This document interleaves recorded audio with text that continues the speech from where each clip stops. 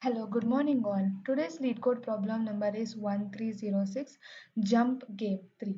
So let me summarize the entire problem with an example.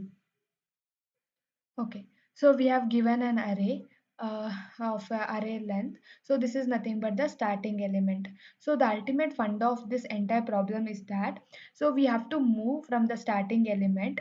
It's like we can move like I plus array of I or I minus array of I. For example, in this case, the index is nothing but 5. So we can do 5 plus 1 or 5 minus 1. So we have to move in such a way that we have to reach a point where we get the index value is 0. If we are able to reach there, we are going to return true, otherwise we are going to return false. Let me explain once again. So we have given a starting index. From this starting index we can move either left or right, but the funda is nothing but we have to do I plus array of I or I minus array of I. So moving like this, we need to reach a point where the value of that index is nothing but 0. If we are able to reach, then we are returning true, otherwise we are returning false. Whenever we see such condition, for example 5 can move either way, so 6 or 4. Again 4 can move either way, so my plus or minus. Whenever we see such situation, so the thing that should come to our mind is nothing but recursion. So we are using recursion here. Yeah, so we also need a visited array, because if we don't use this visited array, the stack will be overflow.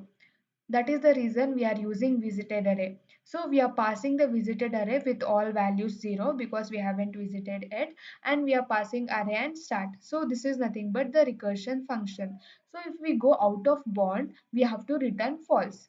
If we have reached a point where the value is 0, we are returning true. And this visited array is maintained so that we don't reach a point where the stack overflows. So visited of I is equal to return false. Like if we it is already 1, we are returning false. And if we haven't, we are making it as 1. So this is the ultimate funda. That is nothing but either we are moving towards the left or we are moving towards the right based on the problem. So we are passing it. We are using or because if it returns false and if it returns true, we can return true as well, because we want that 0 from either of the path. So we don't want from both of the path, we want from either of the path. That is the reason we are using or. I hope you have understood the problem. So thank you for watching.